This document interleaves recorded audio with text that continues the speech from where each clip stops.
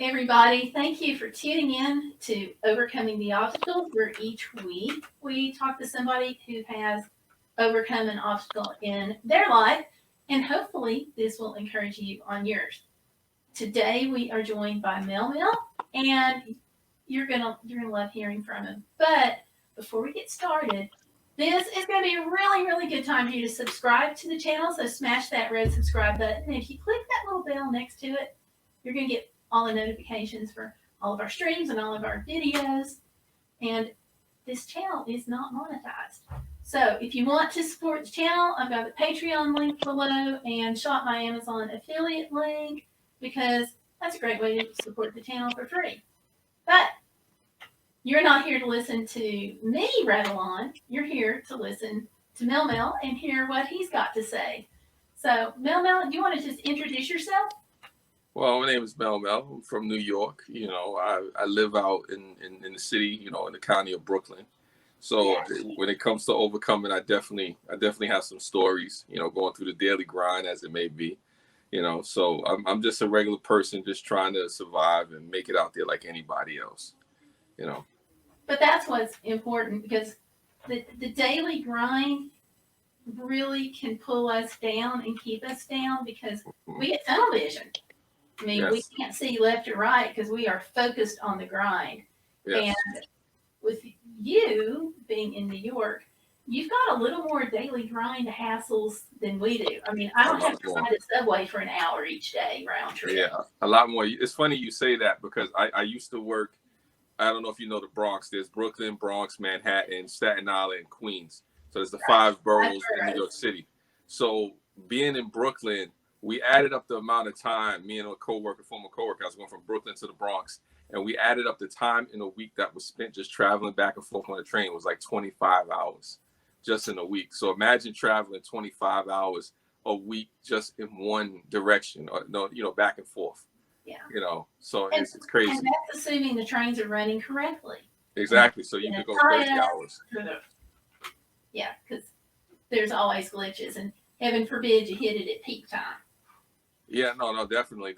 So that's part of the grind too, So it's a lot going on in New York City. I meet more people on a regular basis than most people may see in a lifetime in a week.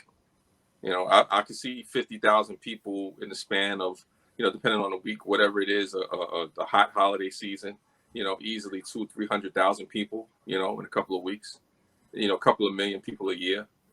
So you see a lot, you experience a lot here in New York City, You do. Now, of course, New York has been a hot spot for the pandemic. Now, how has that impacted you as Mr. Everyday Guy? Well, it makes life a little bit more complicated, because, you don't know who is sick, who's not sick. You have people who get desperate at times.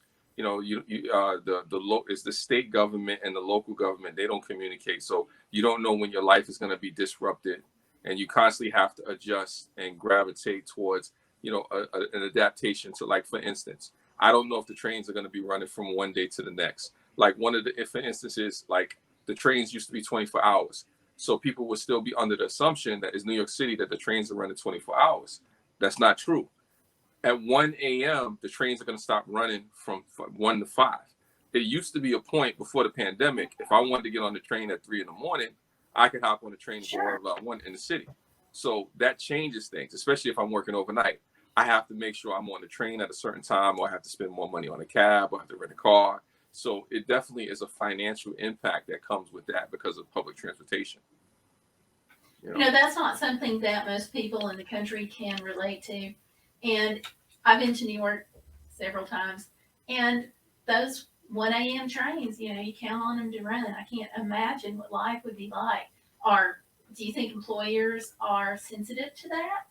They are. They have to be. They have no choice, because what happens is, if an employee or a worker can't, get to work, that creates a situation where now, you have, a situation where it's hard to have manpower, like people that are in the security profession, or if you're in maintenance, or let's say you work in law enforcement, or you're an essential worker, you work, EMS, emergency services, or you work in a hospital, you're a doctor, somebody that's on call. Yeah, you can have a car or you can have something else like that, a motorcycle or moped, but you're looking at parking, or you're looking at making sure that you have a safe place to put your vehicle. And sometimes when you're in a metropolitan city like this, it's easy to take mass transit. A lot of people, even no matter your pay scale, whether you work on Wall Street, or you're somewhere on Main Street or Park Avenue or whatever the case may be, you use public transportation, and for it to be crippled or halted, that's a problem. Well, cars are a real hassle up there. I mean, just you're not going to find a street parking space. You're going to have to park in a garage. That's $40 plus. In the city, yes. In the city, if you're in the outer boroughs, or if you're not directly in Midtown, or what do you call it, Times Square, Park Avenue, that area, then you definitely could find something. But it's harder to find parking in New York City, depending on where you are. So that's an issue.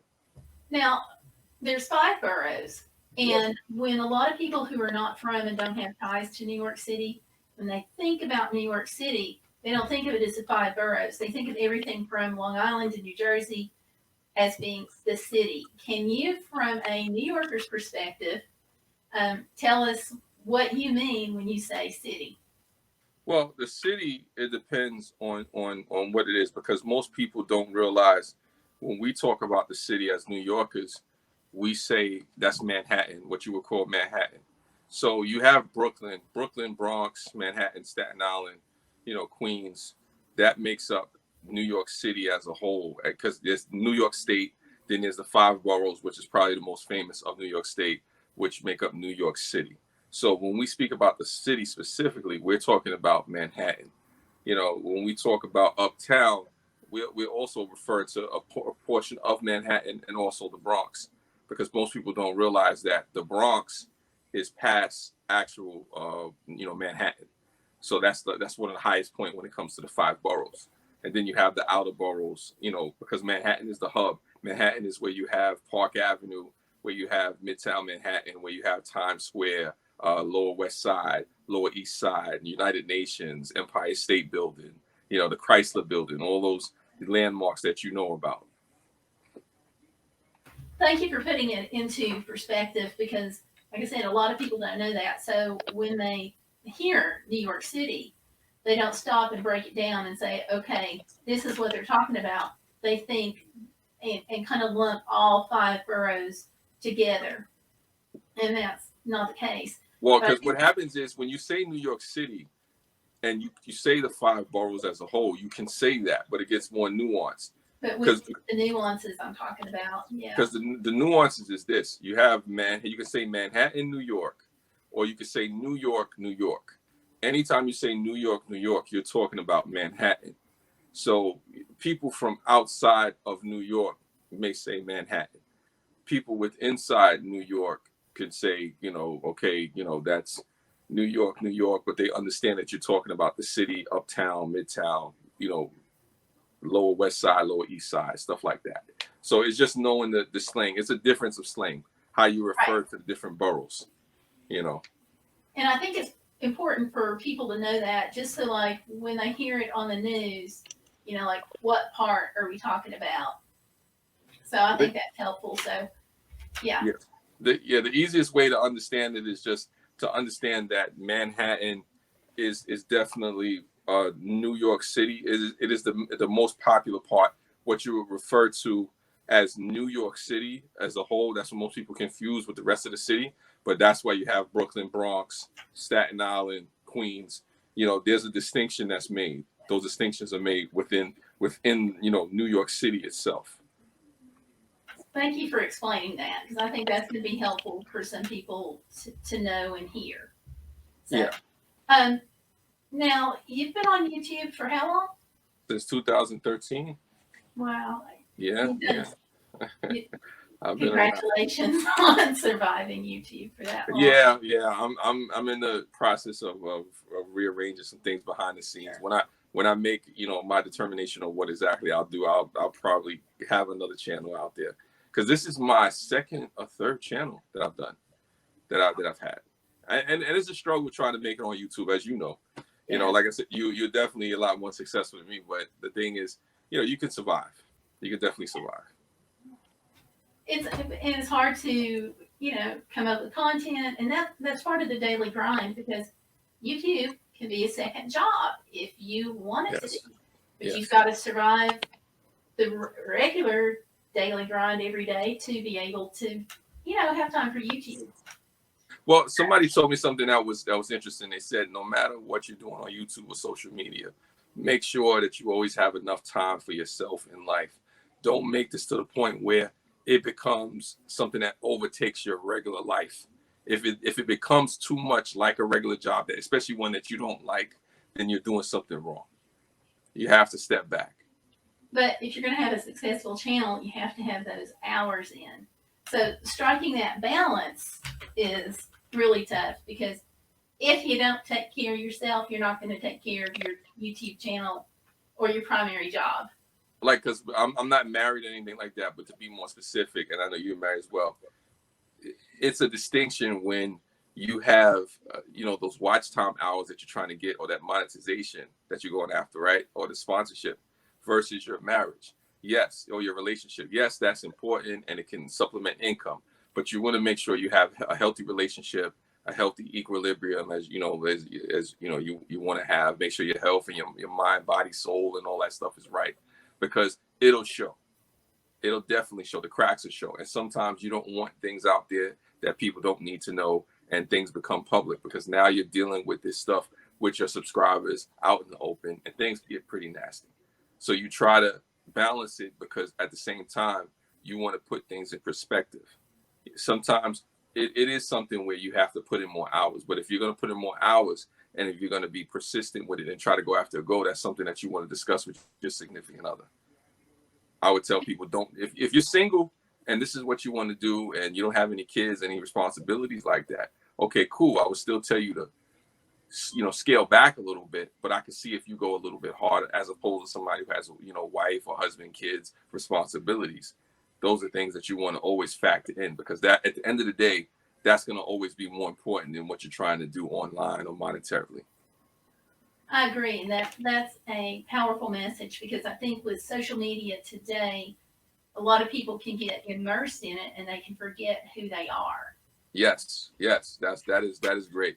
And don't get me wrong, it is in the law, is a temptation for us to say, hey, I got a spike in viewership or subscribers, or people are looking at me now. That's a temptation. Let's make no mistake. If somebody comes at us and drops a bag of money because they like what we do genuinely, we may be inclined to say, you know what, maybe I'll do more of that, or maybe I'll try to burn the candle at both ends. And you could do that, but also remember, it's like the little time that I did spend in college, it's economics 101, opportunity cost. I have to give up one thing over here to do this thing over here. So always remember, you're giving up something on one side to do something over here. And hopefully it's not something that's detrimental to your life. Because once YouTube goes off, most people forget, there's still a real life behind this. Just like we're here on this camera, hey, it's nice, we're talking and whatnot, but you, Gail, are living a real life. Me, Mel, I have a real life that I have to live. And sometimes these things that we do, take away from real life. So never forget about what you have to take care of in real life. Yeah, and even if you're doing a vlog, you're bringing in some real life, but you still got to edit out the icky parts to make Yeah. that vlog interesting. Yeah, I mean, because this is media. There is a manipulation factor in this. We are manipulating what we want people to see. Just like how, you're sitting down and you have certain things you want people to see in the background. I have certain things I want people to see. I have a certain way we present ourselves. We're constantly manipulated, and we're trying to manipulate an image or a message without corrupting the audience or corrupting ourselves in the process. And that's always a delicate balance, because different interests can lead us in different ways.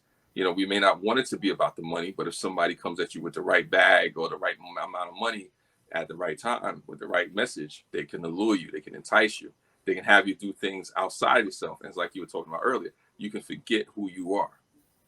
I was looking at Lady Gaga. She was talking about something. I was looking at an old interview of Lady Gaga, how she was talking about she was unhappy, but she had the money, she had the fame, and she realized that she had to start saying no to things, and she had to start saying, okay, I want to be somebody that I could, go to bed with at night and be happy with. I could look in the mirror and say, I like that person. I love that person. So you Yeah, always want to be able to recognize you. yeah, we have to pay the bills. So, and sponsorships, assuming either of us ever get one. And if Yeah, you're a company out there who are looking for some great YouTubers to sponsor, let me tell you, there's two right here. there you And you go. don't even have to choose between us. We'll both take you. But Right? I'll ask you a question though.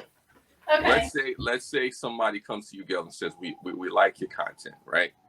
But we want it to be a little bit more edgy. We want you to, swear, use profanity, maybe sexualize it a little bit, but we'll give you, let's say, whatever number you're looking for, whatever that number is, we'll double that.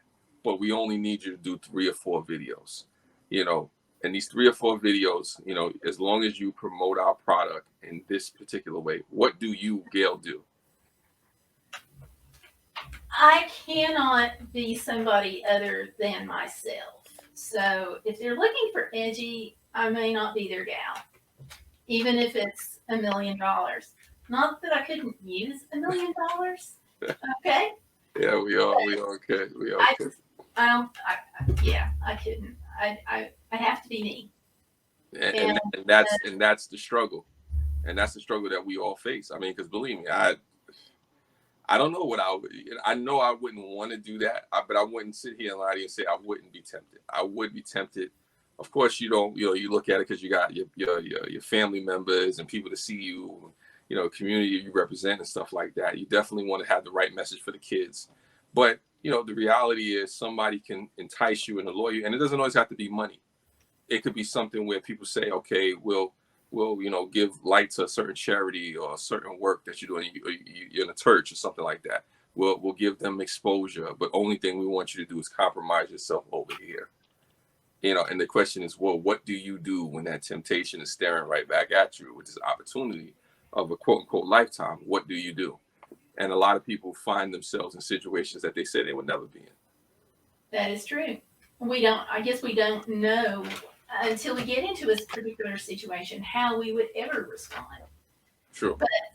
But going back to your YouTube channel, you said write down questions. And Right. so this kind of segues into what I was going to ask, and that is a lot of people are looking at YouTube, we've got the real life, we've got the daily grind, we've got the YouTube channel. What suggestions do you have for people, especially young men, who may be looking at going on to YouTube? What suggestions would you give for them? Well, I mean, to be yourself, but also have an idea or just a rough draft of what you want to talk about. I'm not really a niche person. That's probably why I don't have over 50,000 subscribers yet or anything like that. But I'm gonna work on that. Find a passion. Find a passion. Understand what you're about. It's like an old mentor of mine tell me: if you understand what you came to do, then you know what you're not there to do. If I'm not there to, be the next, American Idol, or if I'm not trying to be the next comedy sensation, or, be yourself, be what it is that you said that you were trying to be when nobody was looking, when nobody was watching, and hold fast to what you said you are. Don't compromise yourself just for the money. It's tempting to go after the trends. It's tempting to follow the views. It's tempting to look for the subscribers. But in time, if you find your audience and you find your niche, and you really passionate about what it is that you're trying to do, then you'll grow and you'll prosper that way. But always hold fast and stay true to who you are. If I had to say anything, like that to any young men out there, or young women for that matter. Well, hopefully you just did. Mm-hmm. Because, Yeah. there may be a young man or a young woman. I saw recently where influencers were like the #1 job choice for kids, middle schools, high schools, and here you are as an influencer, because you are. I And appreciate that. Thank you. You're being kind. there's a difference between truth and kindness, okay? Mhm. You are an influencer. Well, you're being truthful and kind Yeah. at the same time. Okay. But there's also this thing about kids needing role models. And so here you are as an influencer, and you're a good role model, I and you're appreciate modeling that. I'm good not as good as I behavior. would like to be, but I appreciate that. Well, we all struggle sometimes, you Huh, know. you should have seen my Twitter days. But that's another story. Yeah, yeah, We'll save that for a different show. yeah, Um, yeah. but you did this whole series, for example, on finances, and I was very impressed with that because you broke the numbers down, you know, and it's stuff Hmm. you don't have to be. I Yeah, think at any level, what you did, there was stuff that other people could learn from. I know I learned a lot. yeah. What I'm trying to see what if I made got you the decide paperwork to do on it. that? Well, what it is, I'll tell you. That's actually a great question. I'm trying to remember if I have I had the paperwork around me. I guess I'll have it for another time. I didn't expect that Okay. question, but that was a great question. This is what it was. Years ago, I was reading some financial information, and they were saying how the average American, I'm talking about all 50 states, the average American at the time, I think it was 2010, 2011, I was reading this, and I think it's still true now. The average American doesn't have $500 to $1,000 in their bank account. I'm talking about savings or checking. It's just maybe you got 10, maybe you got 50. You're lucky if you have $100 in it. And they were saying that one bill or emergency over $100 or $500 will wipe a person out. And I'm saying to myself, I said, wow. I said I have to try to impart it towards people that it's important that you manage your money, that you have money just in case of emergencies. I was actually watching somebody. I don't know if you've ever heard of her. She was on MSNBC, Susie Orman. I was Okay. I was I was I was put onto Susie Okay. Orman, and she was somebody who said, you should have 6 to 7 months, maybe 8 months worth of emergency, income saved up in your savings and your finances, just in case something happens. Because a lot of us are one medical bill or one, financial emergency away from being broke or being destitute. And I had to find a way to almost gamify it and look at it and say, look, how do you make this simple? Because I'll show you. I do have the money around me. I'll show I'll show you how simple it is. I'll show you how simple it is. I have the money around me. It's real simple. I'll make sure I got the right camera angle. You see it.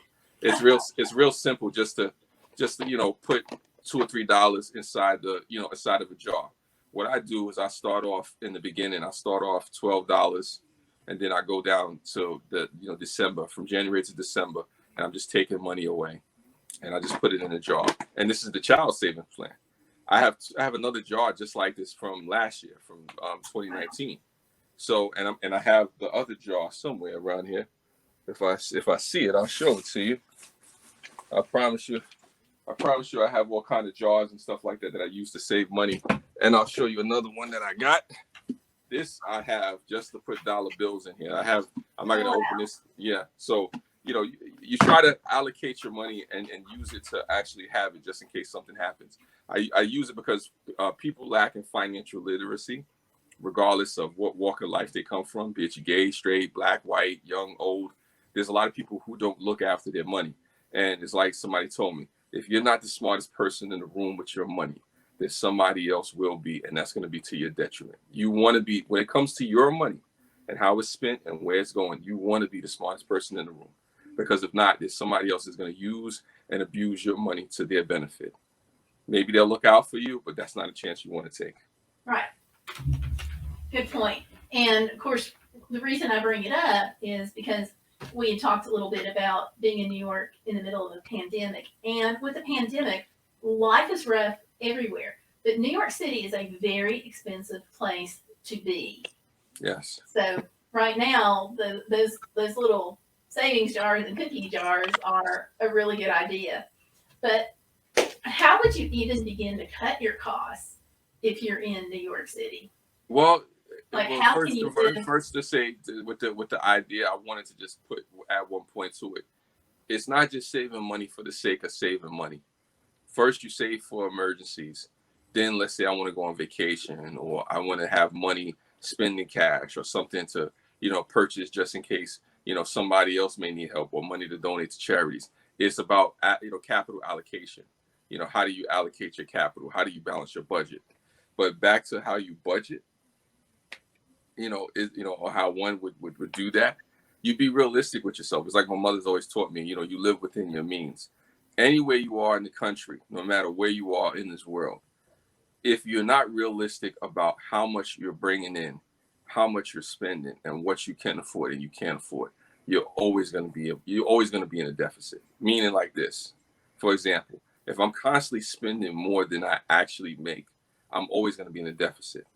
I don't care how much money. I've known people who've made $200,000 or $300,000 a year, and they're broke, and they're asking me to borrow money when I make a lot less than that, and they're not managing their money properly because you got a vacation home, and you got a car, and you got a child that you're sending through college, and then on top of that, you're going on vacations, you're gambling, you're doing this, you're doing that, and then all of a sudden your expenses start to add up. So you have a balance sheet. You look at your assets, your income, what you're bringing in, what you're taking out. That's something where you have to be fiscally responsible. And you'll be surprised how many people are not financially literate, how many people don't understand what a balance sheet is. People don't understand how to manage a checkbook. They don't understand the difference between, a savings and a checking account and having a basic minimum and, fees and costs associated with maintaining your money. Most people don't even really know that once you get a certain threshold of money, after the FDIC insured rate, like I think it's maybe 250,000 or whatever it is, they charge you to have money in the bank. Most people don't know that if you have $1 million in the bank, you have to have it insured. Most people really don't know that. And if you have a certain amount of money in the bank, after a while, they start to charge you for it as income. Let's say you, Gail, had about $4 million in the bank right now, right? And you had no job. They're going to charge you.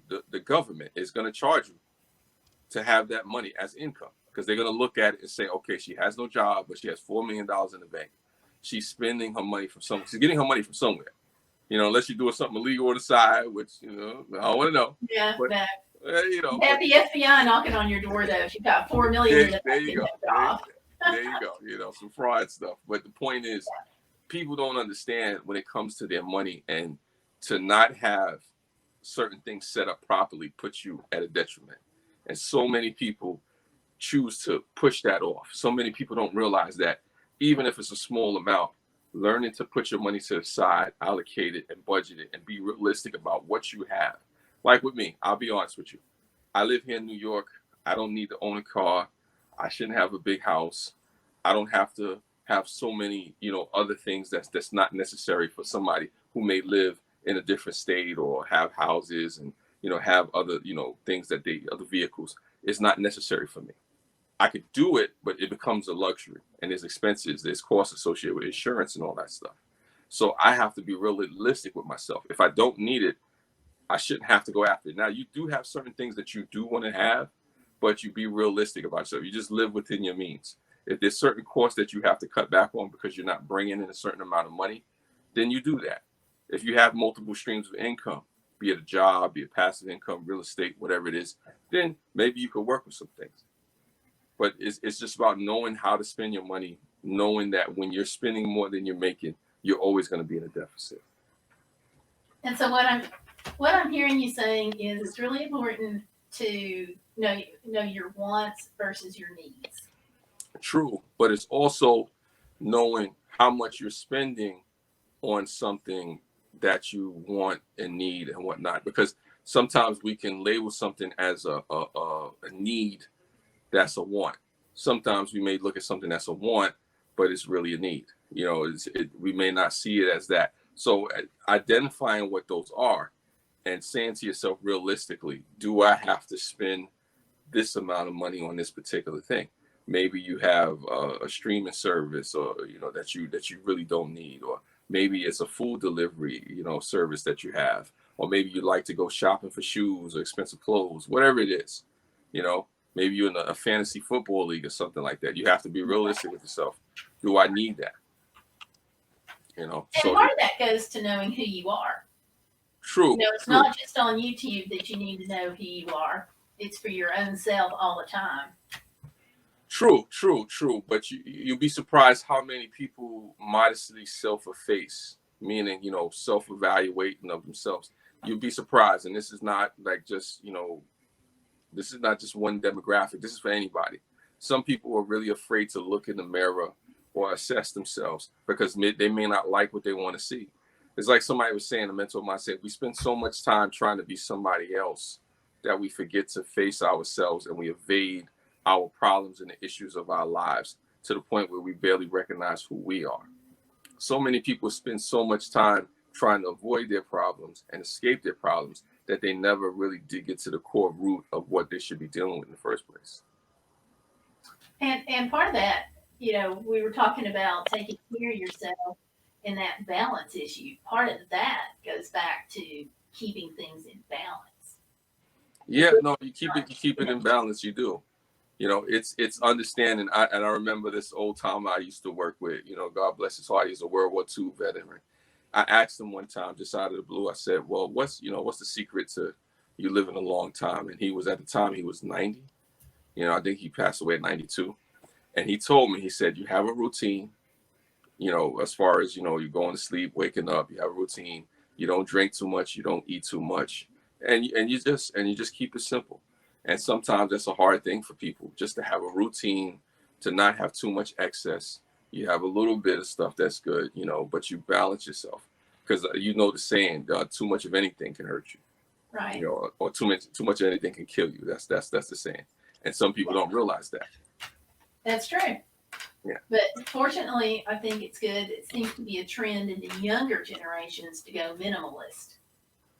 Yeah, you can go minimalist. You can. I mean, you know, some people say less is more. It's about balance even with that, because sometimes you may have to go minimal for yourself, but you may have to increase the effort or what it is that you're producing for somebody else.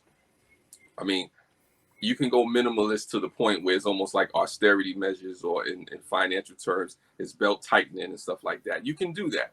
I think there's a time for that, and there's a time for, you know, having things that may be a little bit more than the minimum. You know, it's not to your detriment if you have something that's a little bit more than, you know, what the basic stripped down bare necessities are. I think people make that mistake, because what happens now is you deprive yourself sometimes of the ability to go out there and have fun. If I want to have a glass of wine, or I want to take a trip to Paris, or I want to go celebrate a particular thing, that's fine. Just as long as you're not making that the core goal of your life, to be celebratory or hedonistic, or go out there and just move with reckless abandon. Just as long as you understand the consequences and repercussions of your actions, or you're willing to do that, you should be fine. But if you want to be minimalist for a certain reason or particular goal, you can do that too. It's all a choice. And even if you're minimalist, I mean, you still need some away time. You need to be able to like go to Jones Beach and go to a play once in a while, and which is, for those of you who don't know, that's Long Island, New York. Yeah. Which I know you know. But you know, you deserve to be able to do that once in a while, and that's part of taking your care of yourself. And that's the thing I don't like, when people don't put that out there, because even minimalists, they splurge. I heard them, and it was one guy on YouTube I saw recently who was talking about, he's a minimalist, but every once in a while he may go a little bit beyond. You know, he may collect certain things or be sentimental about stuff or splurge a little bit. I mean, you're not evil if you say, you know, hey, I want to do something a little bit extravagant. It's just that that's not the norm for you.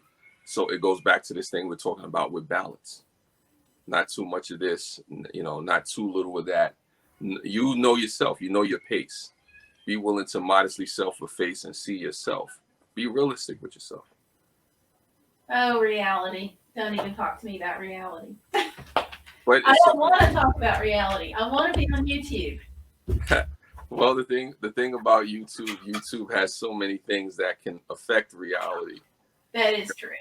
You know, it affects people's perception of you, because you're constantly showing people or perceiving things or being perceived in a certain way. And the thing is with the manipulation, because there is a manipulation involved. You don't want to manipulate a situation so much so that you're corrupting your audience to believe something that isn't true. And you don't want to corrupt yourself to believe something that isn't true. Seeing yourself in a certain light, or purporting yourself to be a know-it-all, or be somebody that people should aspire to, or, you know, live a certain image or be a certain way that may cause people to harm themselves because they're trying to attain what you have. There's so many people that are unhappy who have money, who have image, who have a lifestyle, and people don't realize that. Because I was looking at something else too. They were talking about celebrities and stuff like that that were unhappy, with themselves, and they had money. Because you still have to know who you are. We were talking about that earlier. Know who you are. Know what you're about. Because if you lose yourself, it doesn't matter how many clicks you have. Doesn't matter how many subscribers you have. Doesn't matter how much money you get. At the end of the day, you can still be suicidal. At the end of the day, you could still be unhappy. The money doesn't bring happiness. It doesn't. And it could be that way too. I mean, big guy on campus, most popular girl on campus can still be pretty miserable inside. And Yeah, definitely. I like what one celebrity was saying. He was saying how the money it won't bring happiness, but it'll bring pleasure. So the money will bring you pleasure, but it won't bring happiness. And happiness is something from within. I like that. Yeah, and most people don't. That's real good. Yeah, no, but people don't realize that. It's like you can seem monetarily, you can seem happy monetarily for a moment or something like that, but people don't realize, that's fleeting or fading in itself, because the money doesn't stop people from dying. The money doesn't stop people from trying to use you. It doesn't stop you from becoming arrogant. It doesn't stop you from your character being revealed. If anything, the money will reveal more of who you are. They say the money changes people. No, it just reveals more of who you already were. And some people forget that. Yeah. Well, and that's a hard thing, I think, for some people to hear. We all come into the world the same way. We all go out the same way. It's just that little dash on your headstone, that in between time, that's what matters. Yeah. There's a lot of people that when they have money, they want to keep it and keep making more. And then there's some people who, when they have money, they're like, this is great. And they start using it to help other people. Yeah, no, it definitely is different avenues people take when they have money. Not to get too religious or anything like that. They said it's easier, or was this scripture? They said it's easier for a man to go through the eye of a camel than it is for a rich man to go through the eye of the needle than for a rich man to get into heaven. Yes, there you go. So, there you go. It's that thing where some people covet the money so much that they fail to understand that there's other things going around. There's other things that's more important than what you have, because you never know. You may have a pile of money and it'll be worthless. If anybody knows anything about the Great Depression out there, in the 1930s, the money was worth a certain amount of money, and then the next day the stock market crashed, and people with millions of dollars just had millions of pieces of paper. Businessmen, stockbrokers killing themselves, bankers, and all this other stuff, because you never know what's going to happen. What do you do then? So yeah, it's rough. You should know who you are.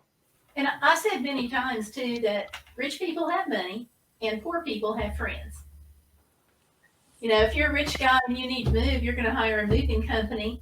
They're going to come in and you're going to stand around talking about what a hard time this was to move. But if you've got friends, they're going to come over. They're going to help you move. You're going to have the pizza. You're going to have the soft drinks.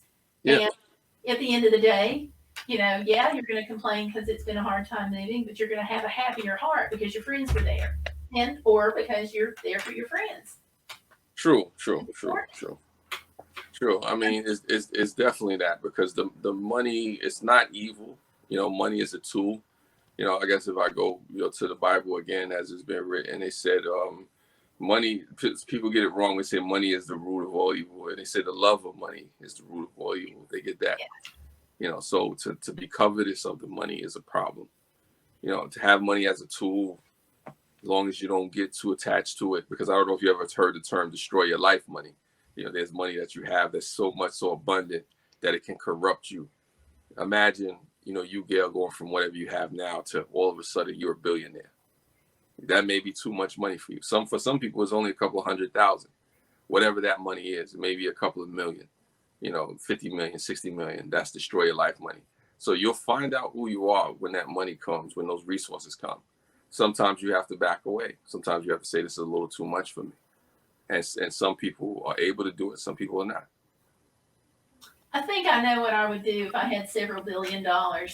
There's some kids that are going to have sheep. They may not all have Nikes, but Yeah. I think that would be the first thing I would do. But there's a certain way you got to move as well, because Yeah.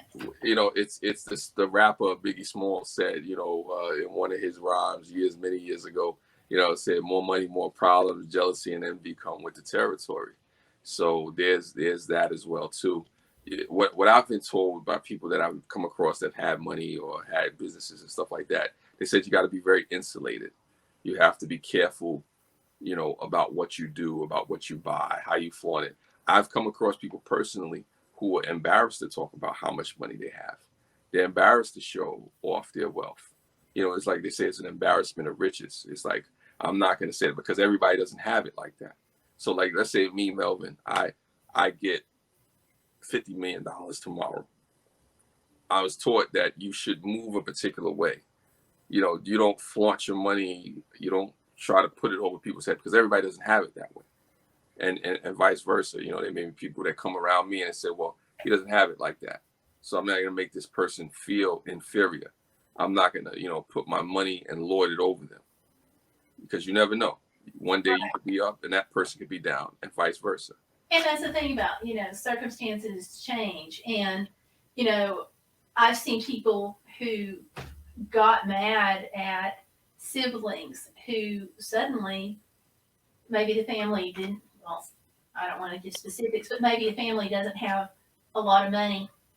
And then somebody in the family goes to college and they work real hard and they get a job that's above minimum wage. And the person doesn't make a lot of money, but yet there's enough that their family sees that person as rich and they get resentful. Yes. I mean, there's many celebrities that have gone through that. I don't know if you heard of the rapper Master P. He was going through that recently with his family members.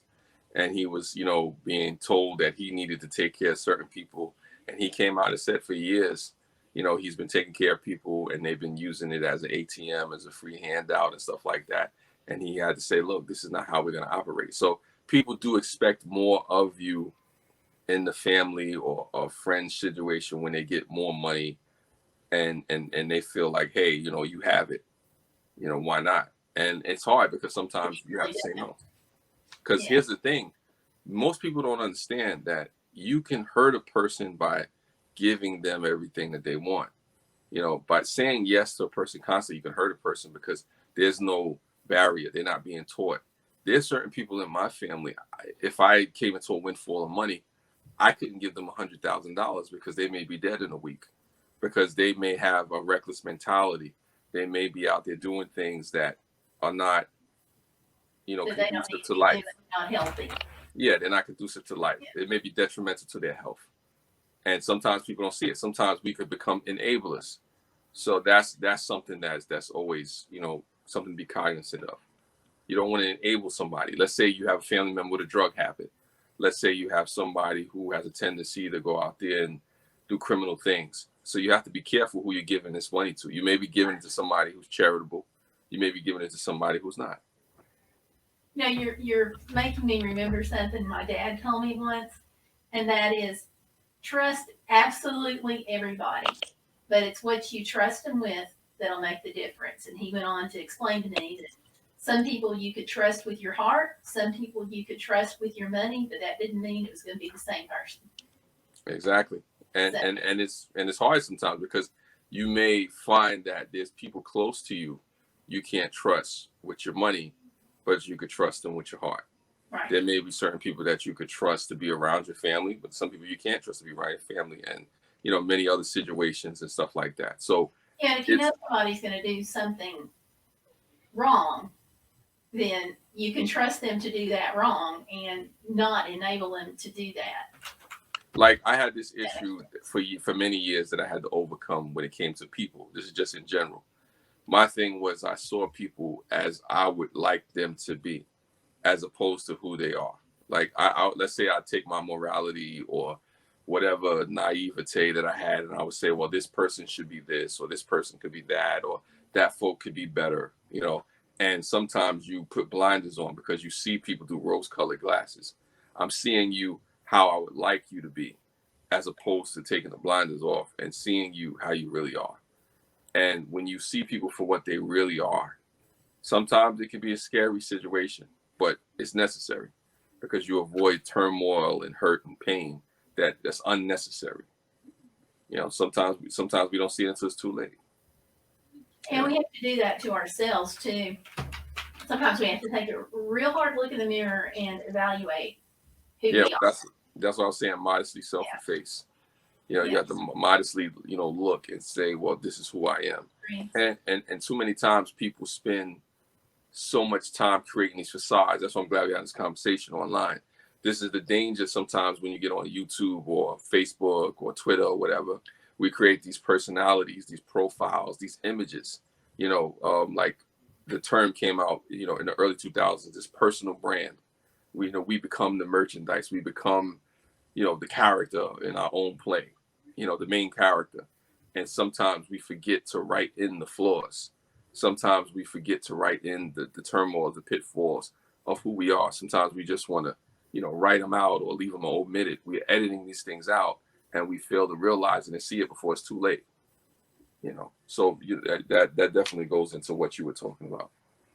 Yeah, I have to ask you too. I mean, I've talked to a lot of people and several, on this show, and it's really interesting. I have had people that were just shocked off of YouTube to find out that at my age, not being a Zoomer, not even being a millennial, Okay. had a YouTube channel. How do people react when they find out that you, Mel Mel, are on YouTube? It was interesting at first because people will dismiss you at times because I had a YouTube channel when I was in my 20s, but I didn't pay it mind. I didn't really start getting into it till I was about 32. Sometimes people would look at, oh, he has a hobby or something like that. Realistically, people sometimes dismiss you until it becomes something. Right now, I'm a little bit over 1,500 subscribers or whatever. It's nothing, but you know how it goes. People pay attention to you until other people pay attention to you, and you become something of a sensation or a point of interest. You know, people say, hey, that's what he's doing over there. Like my aunt, she's one of the ones. It was funny. She said, "You're sitting in a room talking to yourself on camera, talking to the camera." So people have different viewpoints. Other people look at it and they say, "Oh, that's great. You're being creative and you're doing stuff." People constantly ask you, they want to know how much money you make. They want to find out what's going on. They may not really believe in you, but they're looking just to see, hey, are you making any money? Let me see if that's profitable for me too. So people are constantly evaluating you, whether they want to tell you or not, trying to see if it's something that they could do. Because if you're not successful, they're okay with that. If you're successful, they want to know, well, why you?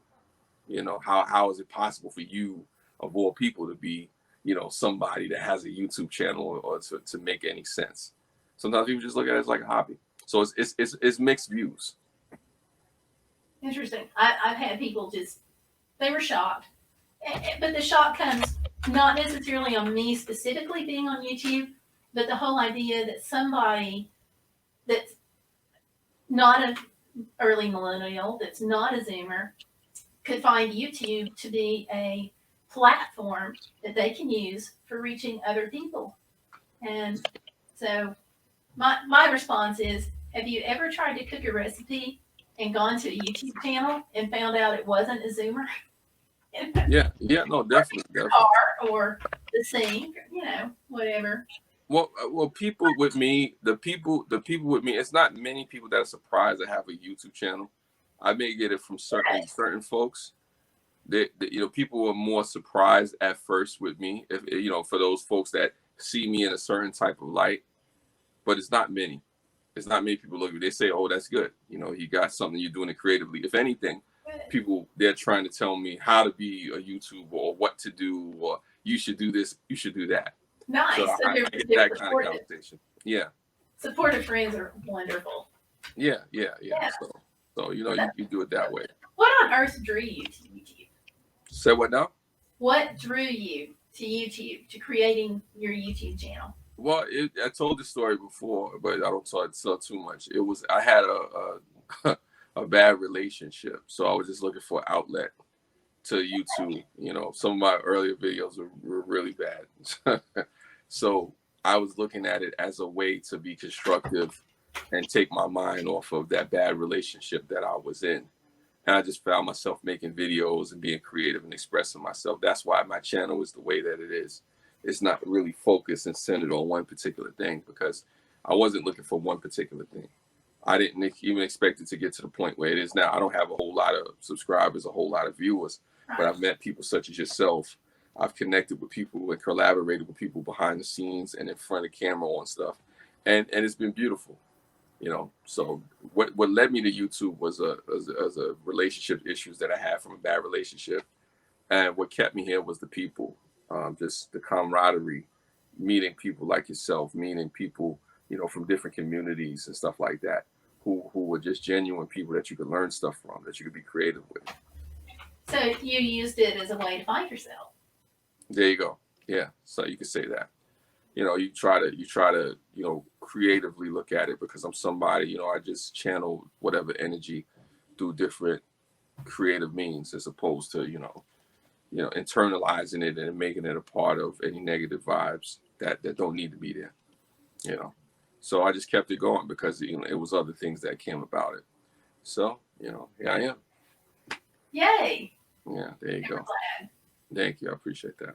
Very glad. Yeah. You make YouTube better. I appreciate that. Well, there's a lot of great people here still. You know, that's the good part. I think the best part about YouTube is the people, you know, finding different people from various walks of life. And I think that's what people get surprised about with me when I'm on YouTube. People are not surprised that I'm on YouTube.